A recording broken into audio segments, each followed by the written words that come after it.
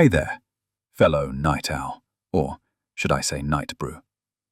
Before we start our slow-sipping journey through the steaming and soothing history of coffee, let's take care of a few cozy little housekeeping things. If you enjoy stories that feel like a warm cup of something magical, make sure to hit that thumbs up, subscribe to the channel, and tap the little bell so next time we upload a sleepy time story, your device can gently nudge you like a sleepy cat asking to cuddle. Also, before we drift too deep into the land of espresso dreams and mocha memories, let me ask you this. Where are you listening from tonight? Are you curled up in a city apartment, deep in the countryside, or on a beach somewhere with your toes in the sand and your phone dangerously close to the tide?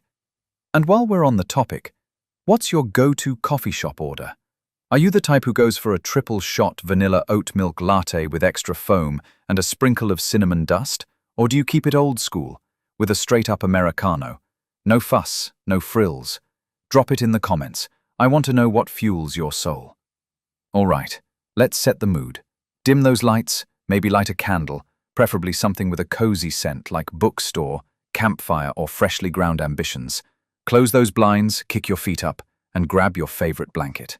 If you've got a pet nearby, now's the time to summon them. Cats, dogs, lizards, supportive plants. Bring the whole emotional support crew. And hey, if your neighbors are having their own espresso-fueled rave next door, it's totally okay to text them, "Hi, kindly respect the bean." Are you comfy now? Are your shoulders relaxed? Is your blanket tucked in just right? Good, because tonight, we're diving headfirst into a tale that starts with dancing goats and ends with caramel drizzle. Let's begin. Chapter 1. The Bean Begins. Let's rewind the espresso clock back over 1,000 years. In the lush, mountainous highlands of Ethiopia, where the air is crisp and the landscape rolls like green waves, lived a young goat herder named Kaldi. One day, Kaldi noticed something odd. His goats were bursting with energy after eating red cherries from a mysterious shrub. Curious, Kaldi tasted the fruit himself. He felt alert, alive, buzzing with energy. He took the berries to a nearby monastery, where a skeptical monk tossed them into a fire. As the beans roasted, a rich aroma filled the air. Monks scooped the beans from the fire, ground them, mixed them with water, and the first cup of coffee was born. Whether legend or truth, Ethiopia is undeniably the birthplace of coffee. Even today, coffee in Ethiopia is more than a beverage. It's a ritual. The traditional Ethiopian coffee ceremony is a slow, social affair involving 3 rounds of coffee, each symbolizing a stage of connection and community. So next time you sip your morning brew, give a sleepy nod to Kaldi and his jittery goats. Chapter 2. Arabian Nights and Coffee Crusades. From Ethiopia, coffee traveled across the Red Sea to Yemen, where it was embraced by Sufi mystics. These spiritual seekers discovered that the energizing drink helped them stay awake during long nights of prayer and chanting. They called it kahwa, a term originally used for wine, which now meant something sacred and sobering. By the 15th century, the Yemeni port of Mocha became the center of the coffee trade. The beans were shipped across the Islamic world, and coffee houses, called kahva khana, began appearing in cities like Mecca, Cairo, and Istanbul. These were the world's first cafés, buzzing with conversation, poetry, music, and board games. They became hubs of intellectual life, drawing scholars, merchants, and anyone who loved a good story over a warm cup. But not everyone was thrilled. In 1511, the governor of Mecca banned coffee, fearing it encouraged rebellion and free thought. Other cities followed suit. Some religious leaders debated whether coffee was halal or haram, yet bans failed, and the love for coffee only grew stronger. In the Ottoman Empire, coffee became a cultural cornerstone. It was prepared with ceremonial precision, using a chesva, and served with pride. Coffee held such importance that a woman could legally divorce her husband if he failed to provide her with enough. Talk about grounds for separation. Ottomans also introduced the art of fortune-telling from coffee grounds, a tradition still practiced today. Coffee by now wasn't just a drink, it was destiny, culture, and community poured into a cup. And from here, it was ready to take on Europe. Chapter 3. Revolution in a Cup. Coffee and the Age of Ideas. As coffee swept across the Islamic world, Europe was watching and sipping. By the early 1600s, coffee had made its way to Venice, carried by traders and diplomats who saw its potential to change the world, or at least replace bad wine. At first, coffee was viewed with suspicion. Some called it Satan's drink, due to its association with the Muslim world. But legend has it that Pope Clement VIII, upon tasting coffee, declared it so delicious that it would be a sin to let only non-Christians enjoy it. He blessed it, and with that, coffee took Catholic Europe by storm. Soon, coffee houses sprang up across England, France, Austria, and beyond. These were more than places to drink. They were penny universities, where, for the price of a cup, you could learn, debate, and argue about philosophy, politics, or who had the best powdered wig. In France, cafés fueled the Enlightenment, as thinkers like Voltaire and Rousseau sipped strong brews while reshaping ideas about reason and rights. In England, coffeehouses helped birth the stock exchange, newspapers, and even insurance companies. In Austria, coffee took root after the 1683 Battle of Vienna, when sacks of abandoned beans were brewed into the first sweetened Viennese blends. Meanwhile, in the colonies, coffee became a symbol of independence. After the Boston Tea Party, drinking coffee instead of tea became a political act.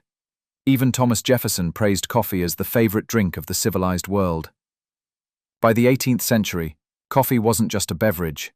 It was a revolutionary force, fueling conversation, invention, and change, all from a little cup with a big personality.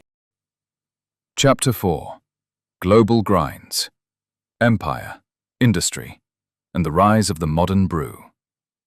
As the 18th century marched into the industrial age, coffee transformed once again, this time from a cultural fuel into a global commodity.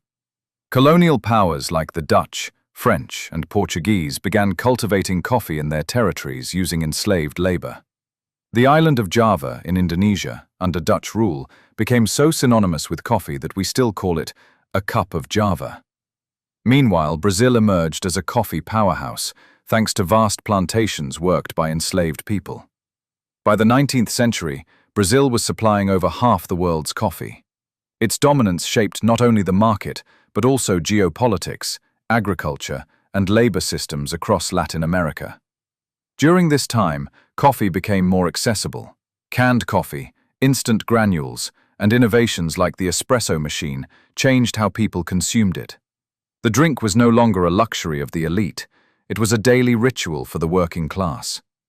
In America, diners brewed endless pots. In Italy, espresso became the norm. In Vienna, coffeehouses continued to host music and mines. And then came war. Both world wars increased demand for portable caffeine. Instant coffee became a battlefield staple. Soldiers drank it in trenches and tanks. After the wars, they brought the habit home.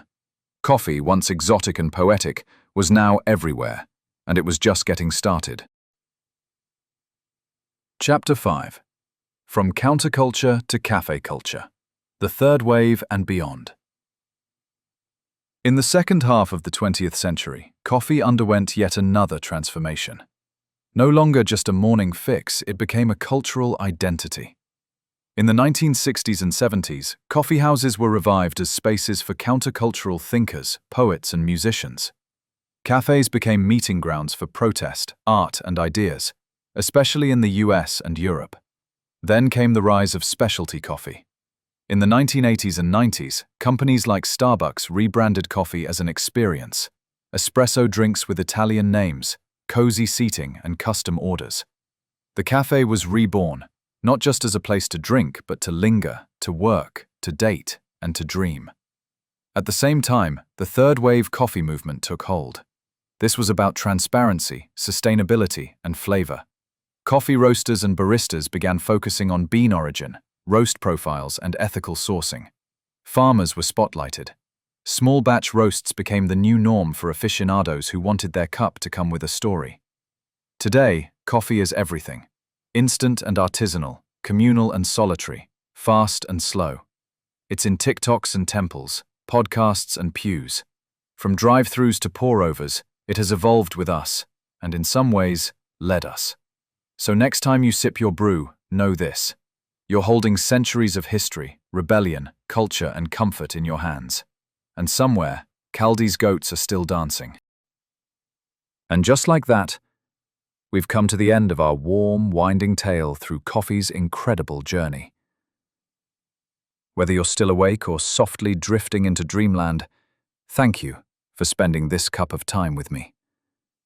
I hope your body is relaxed, your heart is full, and your thoughts are steeped in something sweet. If you enjoyed this story and want more like it, don't forget to subscribe, give this video a thumbs up, and tap that bell so you never miss a cozy tale again. Leave a comment before bed. Where did you listen from? And what's your go-to coffee order? I'd love to read your replies while I sip my next cup and plan the next story. And most importantly, take care of yourself. Rest well, sleep deep. Until next time, may your dreams be rich and your mornings smooth. Good night, Bean Buddy.